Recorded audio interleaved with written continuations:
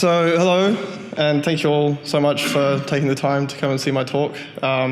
This is the second time I've presented at NZGDC, and as you will have read in the bio, this is the greatly anticipated follow-up talk to last year's Art of Exaggeration, also by me. Yeah, it's super exciting. I know slides. I have the best slides. But the title of my talk is "You're Not Lucky to Be Here." So I'm, really taking the theme of this year's conference to the extreme with this one, because I think that lucky really undermines the effort that people put into being part of this industry, and it's difficult. It's a difficult industry to be part of, and to say I got lucky as your explanation for how you broke into the games industry doesn't really help anyone. After I finished school, I found a job quite quickly, and many of my friends, however, found that there weren't many jobs waiting, and it sucks. And the last thing I'd ever want to say to them is, I got lucky, because I think that's just, not a very nice thing to be saying. But the art of overlap, this talk is comprised of two overlapping topics, a presentation about luck and some quick tips and tricks about overlapping action and animation. You probably knew that if you read the bio for this talk, unless you're just here to see Dinosaur Polo Club up next, which is fair enough because they're successful and famous. Also, with this sort of thing, I shouldn't be up here if I'm not going to try and be a little bit entertaining, so I'm going to try and do all three. I'm going to talk about luck and why it's kind of like a load of crap. I'm also going to drop some practical tips about overlapping action that are pretty flipping easy to implement, and they don't really require much in terms of animation at all. I'm going to try and be a little bit funny because at the end of the day, it should be fun, right? But let's talk about me for a second. My name is Sam Batty. I'm an animator at Aurora 44. I've been working there for just over 9 months, so I've graduated from being an industry fetus to being an industry babby, taking my first steps into the world. As you can see from the photo up there, I haven't changed my clothes in a year. It's been pretty rough. I actually got a haircut just before coming here, and I realized I should have left it longer, so it looks like I never left. So this presentation, like I mentioned, it's overlapping presentations because I have too much to say. In preparation for this talk, though, I watched loads of other talks. Like I rewatched the Animation Bootcamp from GDC in 2015 and 2016, which are great. If you haven't seen them, you should really watch them. And it's kind of the reason why a lot of animation talks are structured in like a tips and tricks kind of format. I also watched a lot of interviews. Like I really like this guy called Nardwar, the human serviette. He does really awesome interviews. And he spoke once about how he got started in interviews and landing these really big interviews with big shots like Snoop Dogg and stuff. And the simple message was that he asked. He just asked to do an interview. And that's true for a lot of seemingly impossible tasks. I think that's kind of like one of the best ways to approach it. Like take NZGDC, for example. As well as being a speaker here, I curated the art stream. And, almost everyone who applied for the art stream got their talk through because the amount of speakers we had needed to fill it out. And I guess my point with that is, luck isn't the reason why anyone's presenting, it's because they asked. And because we needed more talks, like everyone got through just because they took the time to submit. But Nardwar also interviewed this artist called Grimes. I don't know if anyone knows Grimes. I quite like her stuff. And that took me to another interview with her, and she was talking about how she discovered, those like looping tracks that musicians do. And she thought once she learned that, something sort of clicked, and she realized she could make interesting beats that way. And I had a similar experience with animation, which takes me to my first tip of the day, I guess, which is curve offsets, which is something really, really simple in Maya. Before I was shown this technique, the graph headers to me looked like this, and that guy was the gatekeeper, like preventing me from understanding them. But this one is a really simple and fundamental thing in computer animation. So say you're like animating an idle for a character, like a simple breathing, you generally have like 2 poses, like a breathe in, like breathing in and breathe out. You key these 2 poses, and without any overlap, the whole motion looks really robotic, and it's just very like, eh. So you take your curves and you cycle them, so they cycle infinitely. So the motion loops no matter how far you drag the keys. And then you take the keys for the chest, for example, and offset them a couple of frames down the timeline, and then the neck, and then the head, and then suddenly the motion cascades up the body with each breath. And so when I was shown this in school, it blew my mind, and animation became a whole lot easier for me to process in my mind.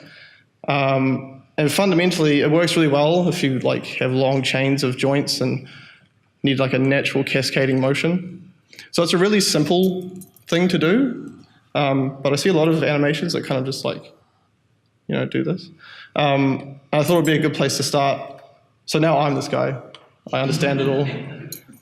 If anyone came to the Freshies panel yesterday, the way the text was done is the exact same scenario. Each letter is animated the exact same way. It's just that each sequential letter is offset by 2 frames. Really simple. So now back to talking about luck, and I wanted to talk about working to create your own luck. And this is an image of someone working, by the way. It's pretty straightforward, but I thought it would be good to share after hearing the keynote yesterday. I spoke with Moritz and Steve, the guys who were developing Gravity, and they were the winners of the Kiwi Starter last year. And Mo was telling me that he did a bunch of research into pitching a project and understanding like the business side of developing a game, understanding what the Kiwi Starter judges would want to see. And in that sense, Mo was working really hard to create the best opportunity he could to win the money.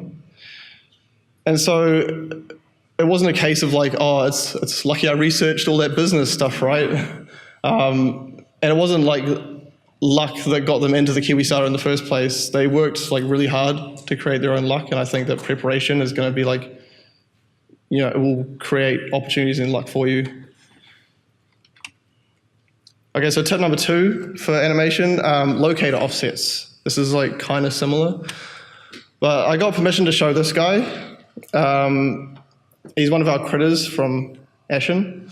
And as you can see, the ears on this character are pretty prominent, and each ear has 4 controls going up the ear. So you can imagine that as the ear gets further away from the head, it becomes less rigid and gets kind of like softer toward the end. And that's what I tried to emulate here.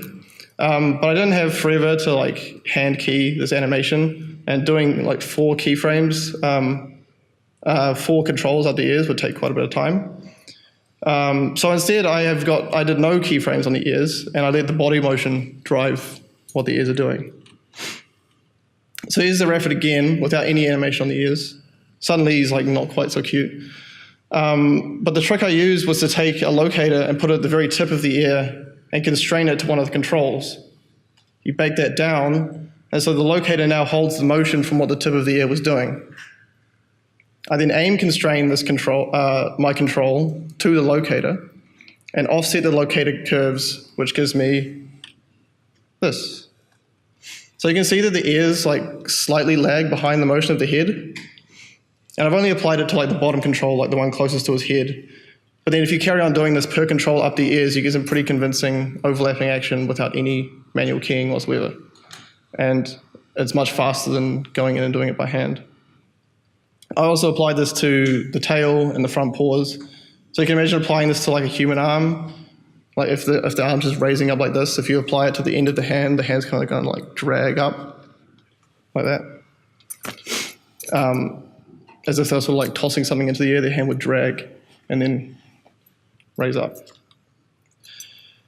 So back to luck again. This is a photo of my university team when we're pretty close to finishing our final year project. I bring this up because luck is influenced a lot by the people that you call your friends. This was especially important with these guys because we were always keen on chasing opportunities that came along. For instance, the school last year had a booth at PAX. We put our hands up to take our game there, which was great. We showcased a couple of times at Armageddon, and most recently we went to ChromaCon as well. Outside factors did present these opportunities, but having the encouragement of friends really drove the decisions that we made about following through with them. Even though it is difficult and time consuming, it's kind of like what the keynote yesterday was saying, that the really difficult quests, maybe you shouldn't be tackling them, but when you've got a group of people, it makes it a bit easier. And also, we never really took things too seriously, obviously, which kind of took the edge off a lot of the stuff that we were doing. Okay, so animation tip number 3, particle physics offset. This is kind of the same as the last one, but it's got a little bit of extra juiciness to it. So the model on the screen doesn't belong to me. Does anyone recognize this character? Yeah, Quill, yeah. So this is Quill from the upcoming VR game Moss, developed by Polyarc. What's special about this character is her animator, Richard Lico. He's like my hero. And if you want real animation tips by a real professional, you should hunt down his Vimeo page because it's full of really cool tutorials. But a while back, he demoed this physics script that uses a particle in Maya to generate overlapping action, and it really works like magic. He purposely didn't tell the audience how the script works exactly, but he did drop hints as to how it works. So what I'm trying to say is I figured out how it works as well. It's really versatile, and the whole idea and understanding it, you begin to see the applications for everything. But to sort of honor his code of conduct, I'm not going to reveal the true nature of the technique, only to show you what it does and tell you that you guys too can figure it out if you so desire. Also, the manual steps are quite specific, and it'll probably take me ages to explain. So this is my application of the physics particle technique. It has some really convincing results, and this again has only been applied to the bottom control of his ears. And if it was the character's arm again, for example, the hand would drag behind and then overshoot and kind of settle naturally. So again, you could hand animate this, and I'm sure there are people who are screaming that this isn't handcrafted. But, and most likely a hand-authored animation would look better. It would have a style and flair that's a lot nicer to look at. But at the same time, if it holds up this well and saves me time, and when I have a bunch more tasks to complete at work, I'll use anything I can to make it work a bit faster. And here again is the final result after applying it to all the controls down the ears. My next point about luck is kind of a little bit grim. It's based around my own experience with the NZ community and games. And we have really fantastic people here who are really committed and inclusive. But at the same time, the people who promote this environment can have some less than pleasant opinions about other people. And that's just a fact about people, whether they're nice people or not. Anyone can give anyone a hard time. I feel a little anxious kind of saying it, but because I'm not sure if anyone else has noticed it, but I certainly have. And the reason I mention it is because their opinion of you is going to be a strong factor into how lucky you feel. Because word gets around, obviously. And we do have a positive industry, but the way that people interpret things you do is going to be a huge factor into how far you go and what happens to you in the industry, I think. I think that's worth keeping in mind. Okay, that's enough of that. We talked about physics in the last tip, and number 4 is all about physics again. So this one's using rigid bodies, which is an engine in Unreal. So this is a demo that Unreal did with one of their Paragon characters. And rigid bodies has become a whole lot easier recently in Unreal. They're super simple to set up in Unreal. They're just one node and it's done. It saves a lot of painstaking animation work, and it saves a lot of time that could be better spent on actual gameplay stuff rather than making sure that chain looks absolutely perfect. So it works really well for cosmetic elements like the stuff you see here. And there's a great new live stream out that explains exactly how this works, and you'll see just how easy it is. So I'd encourage anyone who's interested in doing animation or doing animation to understand the animation pipeline of your engine of choice. These days, engines are so accessible. There's no reason to dive deep into all the applications of your assets you create. At Aurora, we use Unreal, and personally, I really like the way that Unreal handles animation. But I made sure to learn as much as I could about character blueprints, animation blueprints, curve editors, physics assets, because those are all things that affect the way my assets behave in the engine. And the more I understand about them, the more I can tailor my work to fit what happens with them in the engine. I'm sort of doing Chris Murphy's job now. I'm selling Unreal to you guys.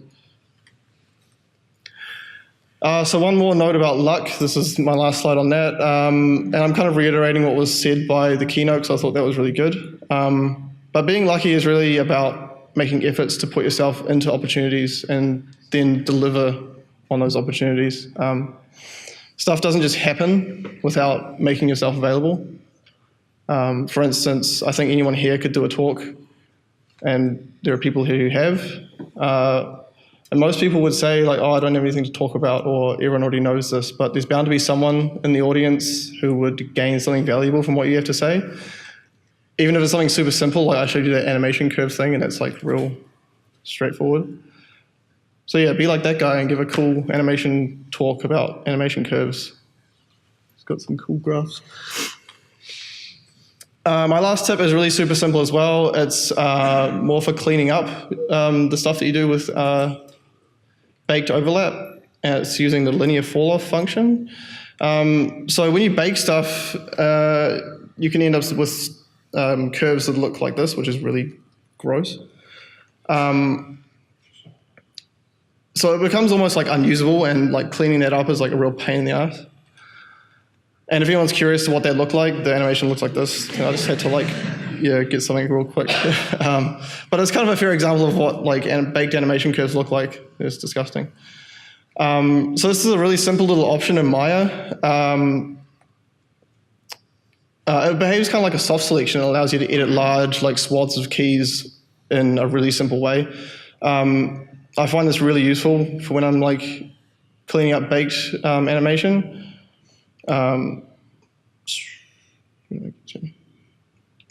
Yeah, and if I want to, this works on the move tool, so just the W move tool. But if I just want to switch to normal move again, I can just change to a different tool, and it saves this linear fall off thing, which is great. So you can see the way it drags it down nicely instead of trying to tweak each individual key. So that was also my last animation tip, so I hope that some of that was useful. If you missed something or it didn't make sense, don't worry, because I've been actually compiling these ideas into a Google Doc, which I started when a friend of mine said she needs some help with animation. So if anyone would like to have a read through that, I'm happy to share it around. I can put it on my Twitter or whatever. So yeah, send me a tweet if you want to see it, or send me an angry tweet if you hated this talk. Yeah. But at the end of it all, everything I said doesn't actually really matter. Overlapping action is great and all, it looks really good, but it doesn't actually make a difference, because you can just add a particle effect and everything looks better. So thank you.